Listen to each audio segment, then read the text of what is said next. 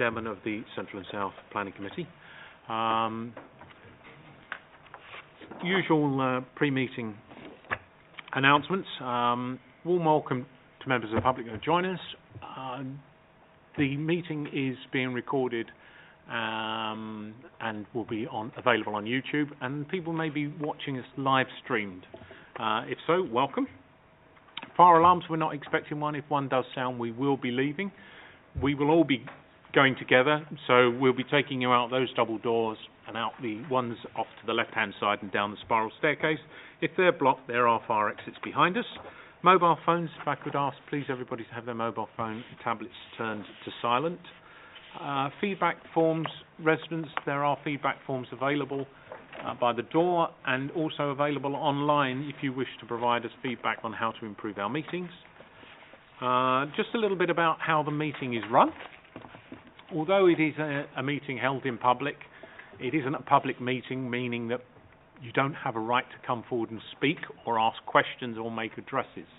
The only people that can speak to the Planning Committee are those that have submitted a valid petition. And we do have a petition item tonight, and I will talk you through how to present your petition as we get to that point. So there'll be no speaking from members of the public other than the petitioner. The meeting is in two parts. Okay, part one and part two. We'll get to that. Part one of the public planning applications, and they're the bits that you'll probably be most interested in. And part two are matters of enforcement, and that's where the council is considering taking enforcement action. And the reason that is held in private is because it could result in legal action being taken, and it's not in the public interest for disclosure of discussions. However, the agenda item and the decision of the committee are published, and there will be a break between part one and part two. Number of people around the tables, and you might wonder who everybody is. Planning committee is made up of councillors, and they are the voting members, and I will vote in the unusual event of a tie. Now, the councillors around are on the two arms of the table, and I will start my nearest left-hand side, Councillor Duncan, Councillor Dillon, Councillor Borough. My nearest right-hand side, Councillor Yarrow, and then Councillor Ahmed Wallana, Councillor Brightman, Councillor Chamdell, Councillor Chapman. That, as I say, they're councillors and they're voting members. The other people around the table are officers of the council, and they are here to assist the committee and provide advice as we need it. Glenn Egan is the legal advisor, and Neil Fraser, Democratic Services, and clerks the meeting, ensures I stay in order. James Rogers, Head of Planning, gives us planning advice. Hardeep Rayat will present each planning application. And Ahmed Akram is a highways engineer and will provide expert advice on highways matters. Now, each application is presented by the officers. All of the papers, though, have been read by the committee beforehand. That's been circulated. Okay, so that's how the meeting runs. We have a little bit of formality to go through now when we get into the agenda proper. And agenda item one, apologies for absence. No apologies received, Chairman. Thank you. Item two, are there any additional declarations of interest in matters coming before the meeting tonight? No, thank you. Right, to sign and receive the minutes of the previous meeting, which are in your bundle, it's the meeting dated the 7th of March. Are they agreed, colleagues? Thank you very much. For matters, no matters have been notified in advance or urgent. Item 5, and that is to confirm there are business matters in both part 1 and part 2. So that are the early preliminaries done. We're now moving on to the main part, which is item 6, Halls Business Centre, Unit 1C, Pump Lane. Mr. Wright. Thank you, Chairman. Good evening, all. Item 6 is Unit 1C, Halls Business Centre on Pump Lane. The application seeks planning permission for a change of use from B8 storage to A3 restaurant cafe and Class B1C light industry. The operational hours for the proposed A3 use will be from 1 o'clock in the afternoon till 1:45 a.m. in the morning from Monday to Sunday, including bank holidays. And the proposed B1 use will be from 5 a.m. till 12 noon from Monday to Sunday, including bank holidays. The site lies within the Pump Lane Hayes Industrial and Business Area, IBA, identified within the Hillingdon Adopted Local Plan Part 2, and therefore is a location for new industrial and warehousing development. This is a resubmission following a similar proposal which members resolved to refuse for the same reasons. The only difference essentially being the introduction of a modest element of B1 use in the form of sandwich making to one side at one of the ground floor units. As members will note, there is an addendum which now correctly addresses the proposed car parking provision and pedestrian safety implications of the proposal. Following clarification from the applicant, it is now accepted that the proposed 3 car parking spaces are not within the red-lined boundary of the application site, nor within the applicant's ownership. Therefore, the proposal fails to provide the required 4 car parking spaces and therefore is considered to result in substandard car parking provision, leading to on-street parking queuing to the detriment of the public and highway safety. Furthermore, the proposed development is located in a position where there is no pedestrian footway or any form of lighting within the access road serving the site, and would thus result in conditions prejudicial to pedestrian safety, contrary to policy DMT5 of the emerging local plan Part 2. Therefore, these 2 additional reasons for refusal are added, and the addendum covers the necessary revisions required as a result, including updated comments received from the Council's Highways Engineer. If I can now take you through the proposal. That's the site. Sorry if I'm in the way. The seat's quite close to this. So that's the site identified in red. Site obviously identifying that it's within the IBA. So this is the private access road, Pump Lane running across there to the top.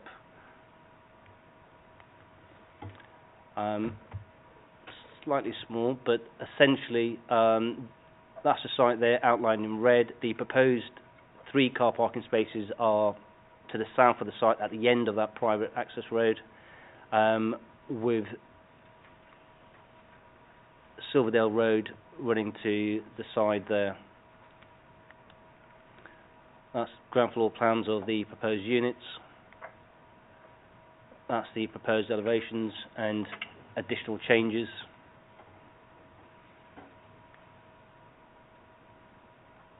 So introduction of larger kind of glazed elements.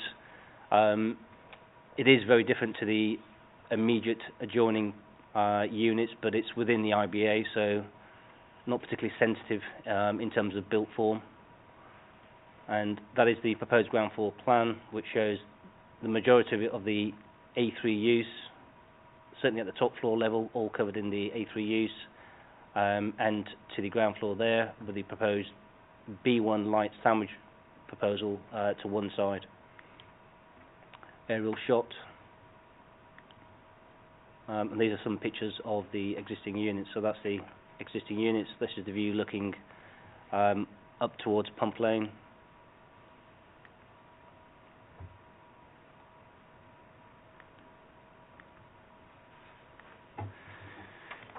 There is a petition in support of the application, which is submitted by the applicant. However, there is an in-principle objection to the site, as it is within the IBA designated for business, industrial and warehousing purposes.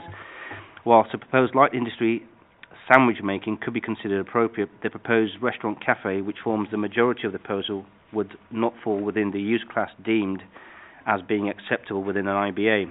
There are no compelling reasons why the proposed use or uses should be considered acceptable on this site. Accordingly, the proposal fails in accordance with policy LE2.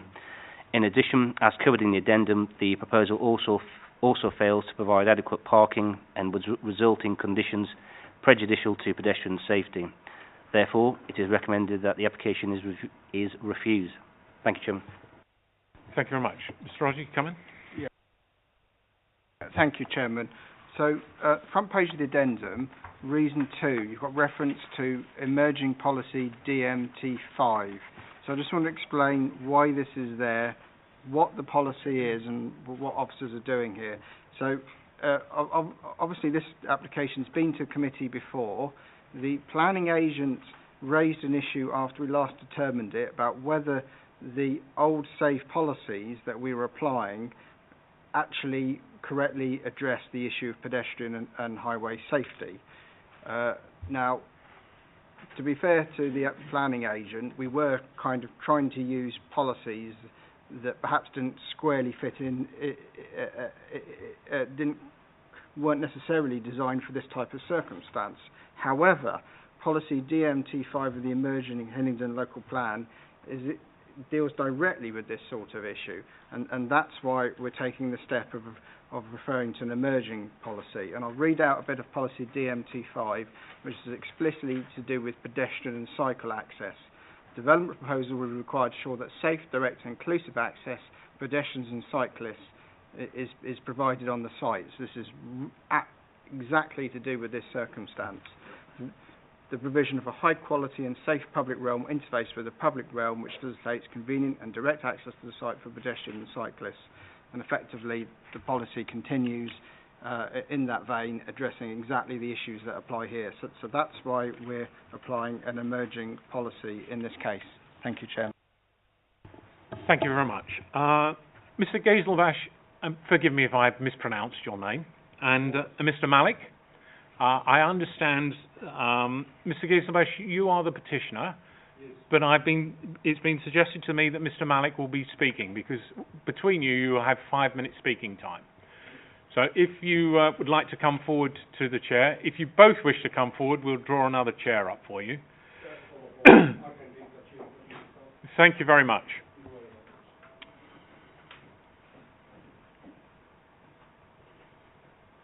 Gentlemen, you will see before you a microphone, and there is a button that toggles the microphone on and off. And when it's on, you'll see a red light come round the microphone. It's important that the microphone is on when you give your petition. Otherwise, it can't be heard and isn't captured on the YouTube.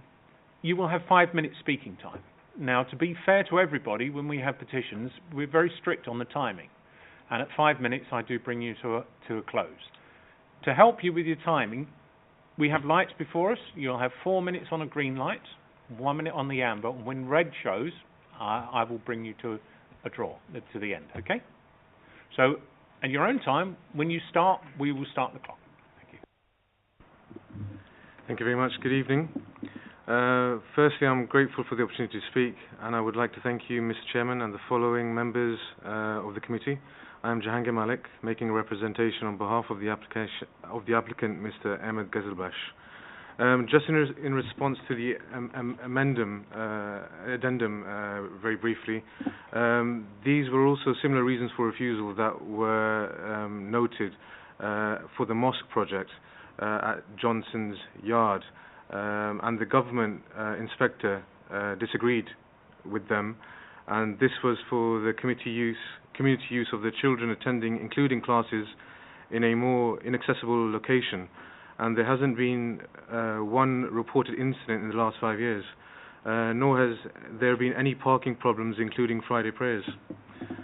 So if I may continue, I've been involved in the preparation of this application alongside ALP Planning Services Limited and its predecessor, which was unsuccessful given concerns regarding the principal and highway concerns. The site is in need of significant investment, as you've seen from the images that have been presented by Hadi, and given the uncertainty of the market arising from Brexit and other factors, the premises has been vacant for 2 years. I would request that rather than determine this application, that members visit the site so that they can see and feel it at first hand. Members of the committee will be aware that the problems facing the industrial heartlands of Hillingdon, with uses other than business uses, being allowed to operate within examples including the mosque, as I've mentioned, in Johnson's Yard, and known pressure for similar within the locality. There is no issue with the light industrial element and cafe would be subservient to the wider IBA providing a local service and somewhere within Hillingdon to eat at a later time in the evening without causing problems to local residents. I was in Uxbridge Town Centre, the premier area for Hillingdon, last Monday with a friend, and could not find anywhere that was still serving food a little before 10 p.m. This includes Pizza Hut, Ask, Nonna Rosa, an Italian restaurant, and Prezzo's. The officer's report states that the applicant has not presented any evidence to show that there is no realistic prospect of the land being used for industrial or warehousing purposes, currently or in the future. This statement appears to ignore the supporting information which shows how long it has been vacant and the extent of the marketing of the premises. If the council could give us the evidence that they have to show to us, it will be accompanied by a business use, then the owner would be extremely happy. Alas, the applicant would not. The comments relating to the proposed hours are noted, and the applicant is willing to revise his position to close at an earlier time, despite trying to cater for the public and workers finishing late shifts, i.e. those living locally and working at Heathrow. It should be noted that the premises will open to serve breakfast and lunch. He is willing to agree to an 11 p.m. finish. There is local support from local businesses, as mentioned, 2 individual letters of support and a petition with 21 signatories in support of this application. The petition states the desired outcome being the application is approved to secure investment and regeneration in this local area. There is no objection to the application. I would also like to draw you to paragraph 106 of the National Planning Policy Framework. Maximum parking standards for residents and non-residential developments should only be set where there is a clear and compelling justification that are necessary for managing the local road network or for optimizing the density of development in city and town centres and other locations that are well served by public transport in accordance with Chapter 11. In town centres, local authorities should seek to improve the quality of parking so that it is convenient, safe and secure, alongside measures to promote accessibility for pedestrians and cyclists. We hope you shall be in support of our application with respect to the views and the local community who favour this application. Thank you very much. Thank you very much, gentlemen. Colleagues, are there any questions of clarification for the petitioner? Thank you very much. Ask you please to turn off the microphone and then return to the public seats. That would be great. Thank you. Thank you. If I may ask officers on one of the issues that was brought up in the petition, which was about evidence of the premise being vacant and not having a future is an industrial business area. The applicant petitioners suggested that evidence had been provided, whereas the report says that no evidence has been provided. Could you clarify, please? Yeah, if you just bear with me, I will check the documents submitted.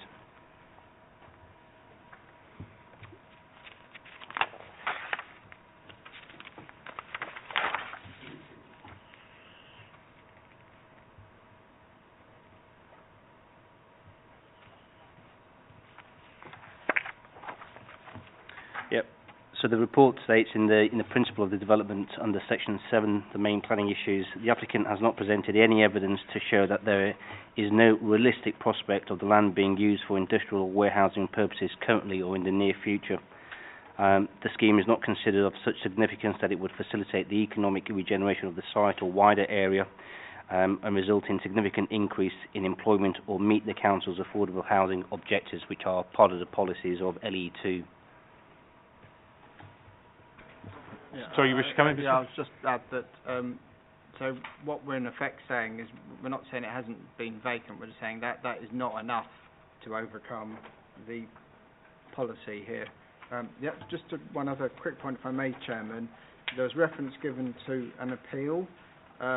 So policy AM7 was the policy referenced on the pedestrian safety issue previously, and that was a factor in the appeal that's being cited. But what I'm doing in the addendum is I'm kind of applying what I think is a better policy, which is the emerging DMT5, and that has not been subject to any allowed appeals. So in confirmation, although some evidence has been provided of vacancy, there is not enough evidence, in officers' opinion, to justify the loss of industrial businesses. Yeah, in plain English, we don't see any reason why this unit could not, in the future, be used for an industrial use. Thank you. Colleagues, I throw this open to you for consideration. Thank you. Is this strategic industrial land, is it something that is also within the London plan, could I ask, please? I need to turn to officers on that one. If I could just say what is in my mind, that certain industrial land has been released, but we have retained, as far as possible, certain strategic industrial land, and that's been supported by the London plan, which is the overarching plan that we have to work to, I understand. So is strong in policy terms for an industrial use. I'm just trying to establish the strength of that, that's all. Thank you. Absolutely, I think a very reasonable question to understand quite where this industrial business land sits in the hierarchy of different uses. Yes, thank you.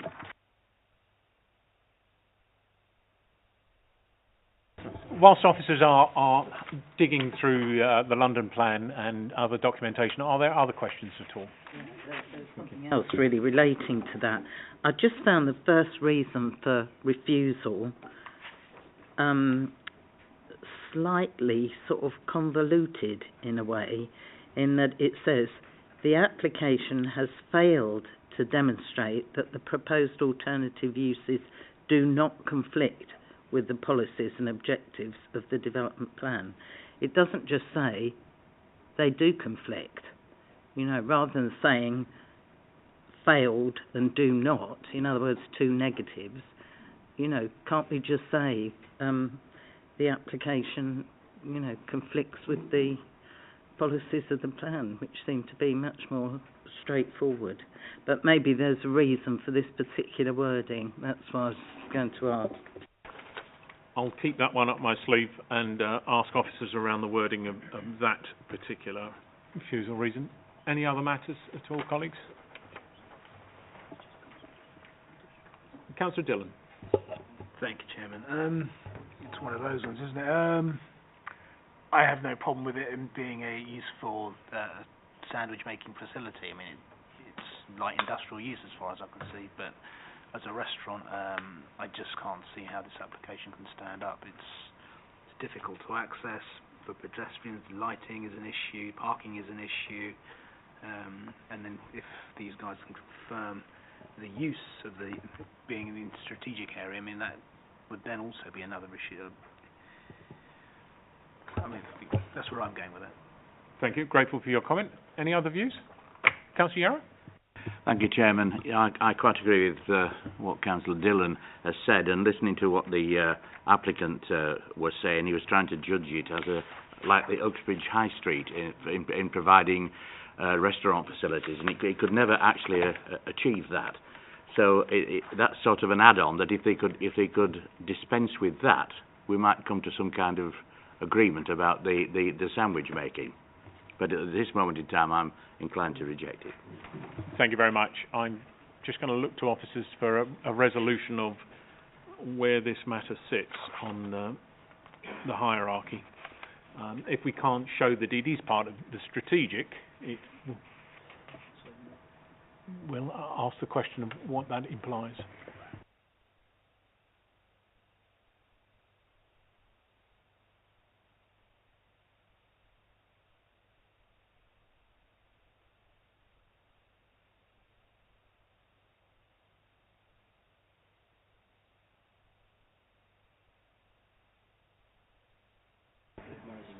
It may be, but we want to be accurate. We don't wish to give a false impression. Yeah, I think it's in the Hayes Industrial Business Area as in the London Plan, so I think policy 4.4, which is referenced in the reason, should be applied. Okay. Hopefully that answers the Okay. first question. So it is in the London plan as part of the strategic. Yeah, yeah. So if London... There's an appendix that references it Yes. in the plan. And so it's supported by the London plan, which is the overarching plan that we have to comply to. So it's not just our own plan, but it's the regional plan that also identifies this as important industrial zone. Thank you very much. Thank you. That was helpful clarification. Okay, so we have had it confirmed that the status of the industrial business area. We have had comments regarding the access and parking and safe pedestrian access. In many ways, not much has changed since the previous application. Councillor Duncan. Yeah, that clarifies it for me. I'd like to move officer's recommendation. Thank you very much. With the addendum. And Councillor Biro is seconded. And can I show your hands, please, on that one? That application is refused for the reasons given by the officers in the initial report as amended by the addendum, the 2 additional refusal reasons. Thank you. We now turn to agenda item 7, Point West Building, Uxbridge Road, Hayes.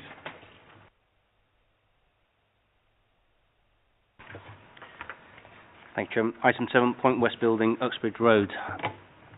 The application seeks planning permission for the replacement of 4 existing 0.6 metre antennae dishes with the same number, 4, slightly larger at 0.9 metre antennae dishes, plus installation of equipment cabinet and associated works. The site is a 9-storey residential flatted building located on the north side of Uxbridge Road and on the south side of Whittington Avenue. The site is located on a residential road and adjoins commercial properties which form part of Uxbridge Town Centre.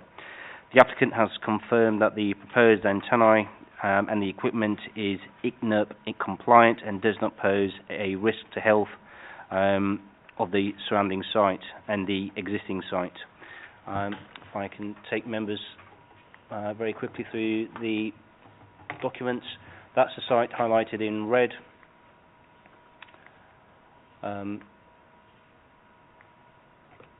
If you can see, so that's the existing layout there. Effectively, the existing equipment is located on the south side, with the 4 slightly enlarged antenna dishes located around the stairwell to the north. Plans and elevations showing that they will be no higher than the existing. That's a context view of the elevation and an aerial shot. Some pictures of the surrounding site. That's the nearest residential property here. Obviously, you'll see. But so, just to confirm that the appropriate consultations have been undertaken, including NATS, MOD, and Heathrow Limited, and no objections have been received. The proposal is considered acceptable in principle and accords with policy BE 37 Part 2 of the SAVE UDP policies. Therefore, the application is recommended for approval. Thank you, Chairman. Thank you very much. Councillor Yarrow.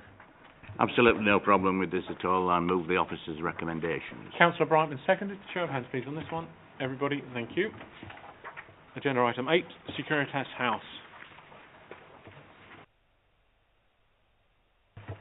Thank you, Chairman. Item 8, this application seeks planning permission for a 2-storey infill extension to the existing undercroft parking and basement area to provide an additional 7 residential units. The prior approval was granted for a change of use of this former office building to residential flats. A single-storey extension to provide an extra upper floor accommodating additional units was approved in 2018. Both these consents have been substantially completed. The principle of residential use on the site has therefore been established, and no objections are raised to the principle of additional residential floor space on the site. The proposal essentially seeks a car-free development. The existing basement and undercroft parking would be removed and 3 disabled bays provided within the site. The existing undercroft is largely hidden from view as the existing building is set back from Uxbridge High Street behind 268, 270 and surrounded by other backland developments. The area affected by the proposal is not therefore highly visible within the old Uxbridge Windsor Street Conservation Area. The Council's Urban Design and Conservation Officer states that the proposal would infill the existing undercroft and basement parking area with windows and brickwork to complement the main body of the building. The proposals will help to bring the building down to ground level and remove the incongruous double-height stilted configuration to the benefit of both the parent building and the conservation area. The proposals will not harm the character and appearance of the conservation area and will not harm the setting of the nearby listed and locally listed buildings.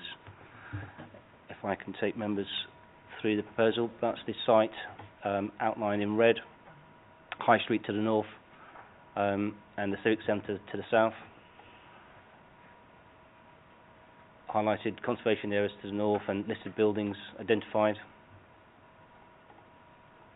That's the, again, site proposal.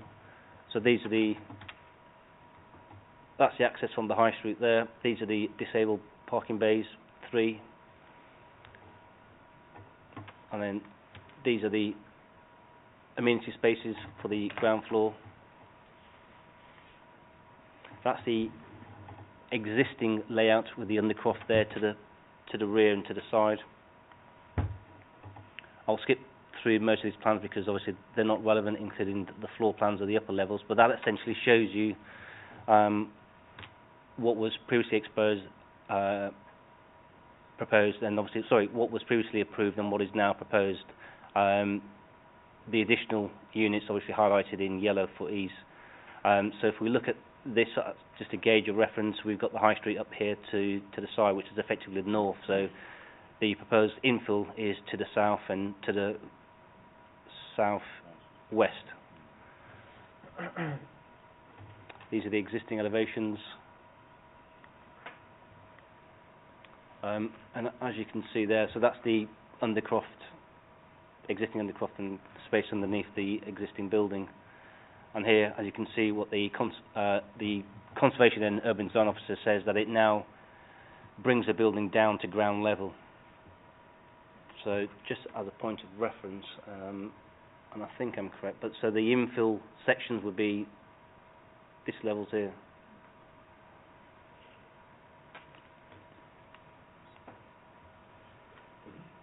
That's the aerial view again of the site, and we've got a few photographs here.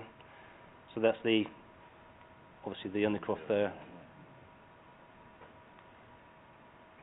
Shows good levels of light. So you can see there's no other immediate adjoining buildings, so there's good levels of light.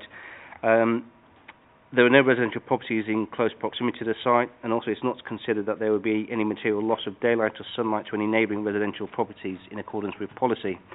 The proposal will provide acceptable living conditions for its future occupiers. The proposed unit would benefit from good levels of light, and it should be noted that because of the topography of the site, none of the units would be below the surrounding ground level. The proposed units are therefore in effect ground floor and first floor units with respect to the ground levels at the rear of the site. For the reasons summarised, it is recommended that the application be approved subject to conditions and the Section 106. Thank you, Chairman. Thank you very much. Colleagues, our expert advice is this is an improvement on the building and in the setting. So it's much now about the living conditions and whether or not there are issues with that. So I open that to colleagues. Councillor Duncan? It does appear to improve the building, the appearance of the building. As we know, it's next door, it's in a town centre location. I'm pleased that there's some access for disabled people, but for able people there are other facilities and transport nearby. I would move officer's recommendation. Thank you very much. Quick show of hands there. Councillor Brightman caught my eye first, seconding. Show of hands please on that one. That's everybody. That's approved. Now turn to part 2, agenda item 9. Just wait a couple of seconds till the link